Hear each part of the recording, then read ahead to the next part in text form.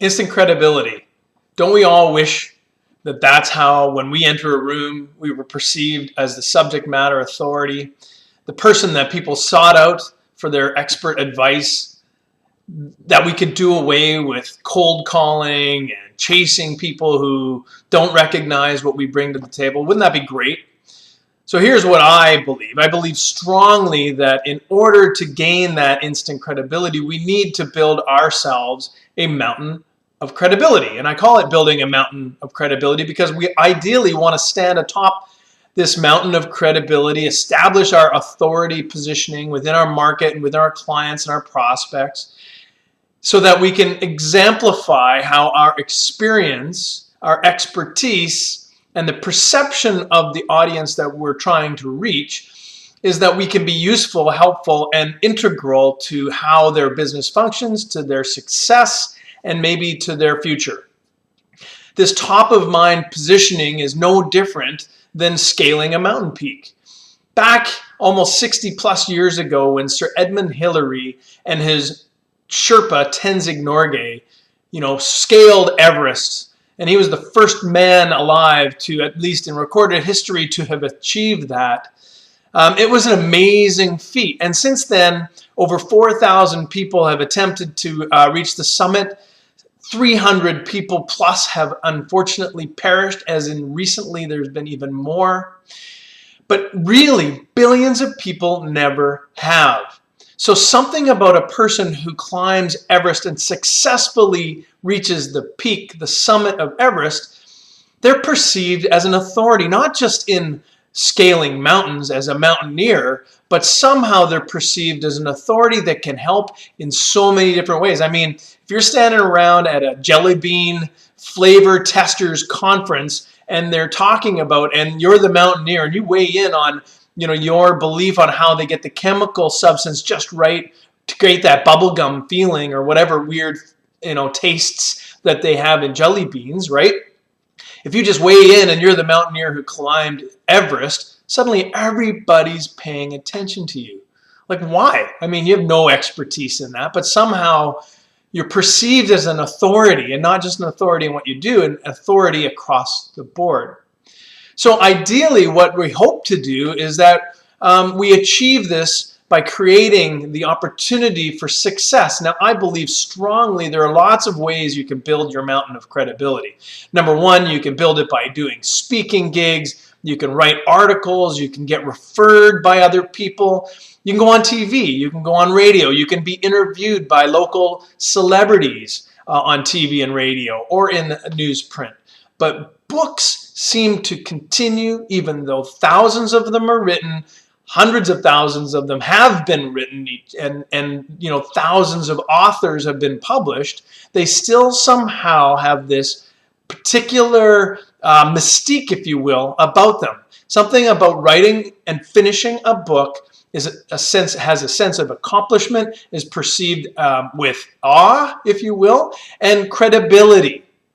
Right? So credibility at the highest level possible continues to be attributed to those who write books. They are considered or perceived as the authority or the subject matter expert. Now, let me just talk to you a little bit about how that happens. I mean, writing a book is hard, right? Writing a book is not a simple thing.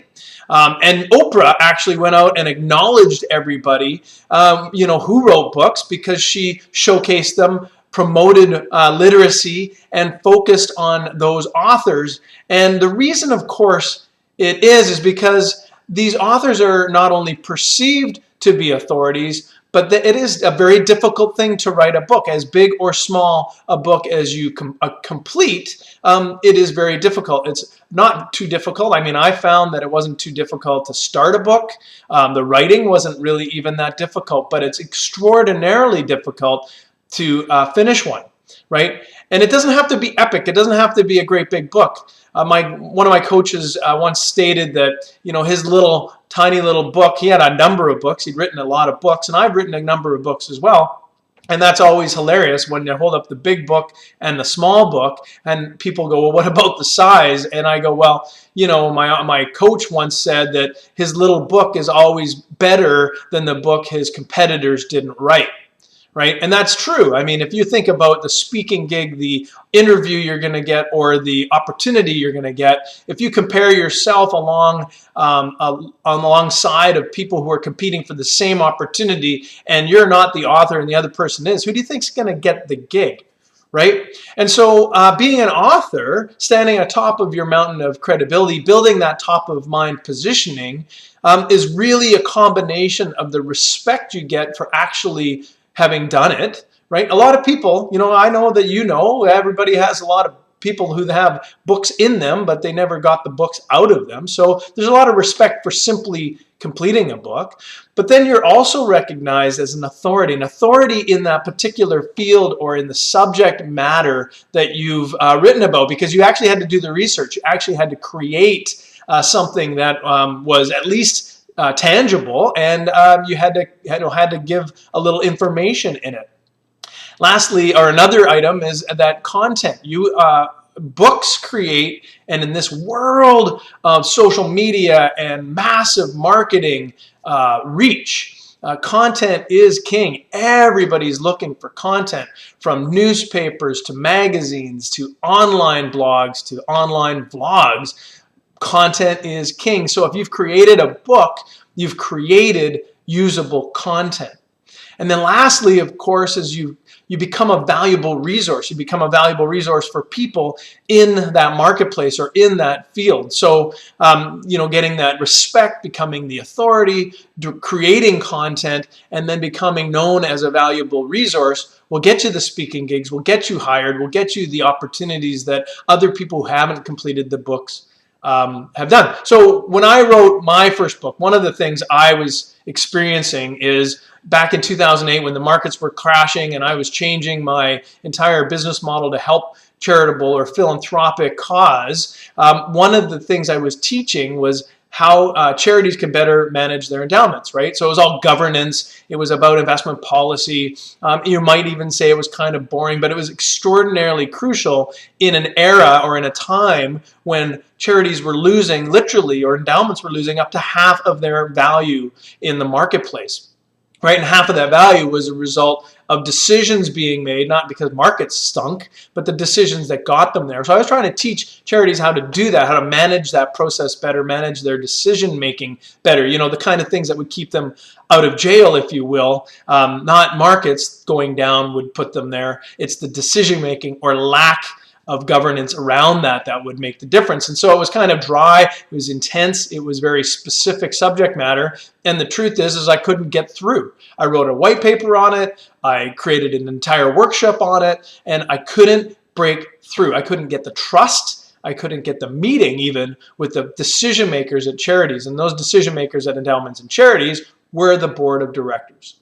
So I set out to fix that, and I set out to build myself the most credible, highest credibility building item I could think of, and that was the best business card I could build. And that was a book. And so what I did is I created a book around the journey of philanthropic icons, which could influence, impress, or at least entertain the people who sat on the boards of directors of the charities I hope to work with. Right? And that first book, Philanthropy and Inspire Process, was kind of my gateway to writing and really understanding the value of books. The value of books got me the opportunity to get that 5 or 10 minute conversation with that director that otherwise they would shut me out. They didn't trust my peers, they didn't trust my industry, and they certainly thought I was the fox in the hen house. So basically, I would go and say I would like to help your charity, and I truly would like to serve and do better things for you. And what they basically would do is put their arms across their chest and say, we're not interested, because basically behind the mind or behind the eyes, they're thinking, we don't trust you. So I write a book, I show them, I position them, not only that that I'm not only one of them, that I'm interested in the things that they're interested in, but that I've done the work, that I've done the research, and I was able to demonstrate my value to that group. And by writing a book, I also was perceived as a subject matter authority, expert, right? And I had a small touch, just a small one, of credibility, that celebrity credibility that otherwise you wouldn't have for not accomplishing things like writing books or being on TV. So I was able, instead of cold calling and chasing these things and begging for referrals, to get accepted to meetings with people who were important to the decision-making process, that I could actually prove that I could serve them and help their organizations do better. And so it was magical. The book became the most magical business card I'd ever owned, and it was pretty simple and affordable if you consider the opportunities it opened and the doors it opened up, right? You know, Jack Canfield once said, author and founder of the Chicken Soup for the Soul series, Jack Canfield once said, when smart people look for answers, they turn to books, and when they want to learn from the expert, they hire the author. And that's exactly what a book does for you. It's the best business card ever. And then I was invited to do talks. I was invited to speak at conferences. I was invited to be on the radio. I was invited to meetings with people who were important and decision makers that helped me help others, help create and build this philanthropic model that I was able to serve and give back. So, I'm clearly one of the most ardent supporters of writing books and the value of books as a business card. And so I just wanted to, reiterate, number one, it doesn't matter how big or small. Your book could be an epic, could be just a tiny little thing. I do think that there's a rationale for a certain size, and I will share that with you at my workshop if and when you attend it at the end of June. I'll give you more info in a second. And then, the book also creates this perception of authority, if not real authority, and people, when looking for information and want to learn from you or want to learn from the expert, they hire the author. So the little book that you complete is better than the book your competitors never do, as well as when you're looked at as an expert, you're going to be hired because you're the author, and others just simply won't get that opportunity. So it's very hard to finish. Books are extraordinarily hard to finish. Starting one's easy. A lot of people have a menu. Even getting some of the layout is good, and you can outsource a ton of things, but getting a book done is the most difficult part. And so what I do, so how do I deal with people? Well, I help people understand, and hopefully a little bit about this little presentation was that you understand the value of having a book, of building a mountain of credibility that is undeniable, of positioning yourself at the very summit of your own mountain of credibility by writing this book. Secondly, I can help you by understanding how to position yourself, your business, your expertise, and the subject matter within your marketplace so that your book gains traction, that book opens doors, and the book gives you that perceived position of authority. I can help you understand how to package and publish this book as well. That is, creating alongside with the positioning of your book, but the messaging to your marketplace, as well as the ability and the simplicity of packaging. Hey, I invested $35,000 in my first book, Philanthropy and Inspired Process, and boy, it was a learning experience with probably the highest tuition of any learning experience I've had. Pretty darn close. A number of years later, 4 years later, 5 years later, I wrote my second and third books. I had them published within 6 months, and the entire cost for both books combined was $3,000. So wouldn't you like to learn that, how to move from that $35,000 line? Like, people, if you go to a publisher and you ask them to help you write a book, they'll go, 10 grand, that'll be your starting point, and then plus, plus, plus, plus, plus. I can show you how to do it for far less, in a far quicker manner, and get exactly the results you hope to get, so you're positioned at the top of your mountain of credibility. So join me June 26th, Squamish, BC, from 8:30 a.m. until noon. I'm going to provide a link at the bottom of this article for you to use so that you can go to it. You just simply go to growgetgive.com, look on events, and you can sign up there, or look on my books and coaching feature for the store, and you can buy it there, right? You can register right online.